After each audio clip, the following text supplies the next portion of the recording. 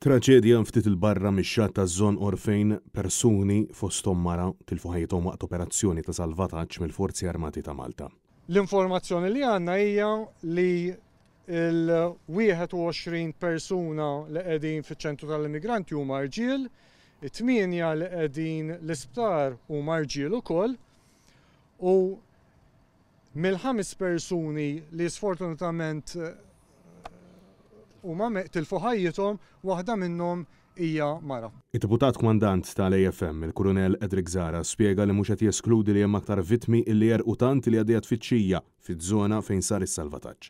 Wa spjega li l-Armata kienet informata li kien hemm dajsa b'numru ta' immigranti fuq għal ħabta tal-11 tal-ġimgħa filgħodu e kif din kienet insab madwar 5 mili biss il-bogħod minn Żonqor u allura viċin ferm tal-kosta.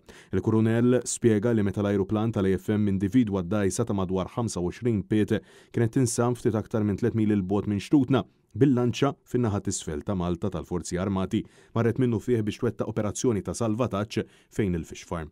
Kien hawnhekk li sfortunatament id-dajsa inqalbet. Bil-konsegwenza il persuni abbord spiċċaw fil-baħar. Impatti ma kienx hemm kif taf li d-dajes tal-immigranti ikunu mobbija bin-nies, iċ-ċansis huwa li daw kif wieħed jiċċaqlaq minn post għal ieħor jista' mal-ewwel l-istabilità tintelef. Ġifieri ir-raġuni li wieħed li għalfejn id-dajsa nqalbet hija mħabba l-istabilità. L-immigranti daħlu f'Xatt it-Tiben fejn kien hemm preżenza kbira ta' ambulanzi. Anke il-membri tal-Protezzjoni Ċivili kienu qed jassistu bid-dajes tagħhom fil-waqt li 21 persuna ttieħdu fiċ-ċentru tal-immigranti f'Ħal Safi, 8 oħra qed jingħataw il-kura fl-Isptar Mater Dei. Kundizzjoni tagħhom għadha mhux magħrufa.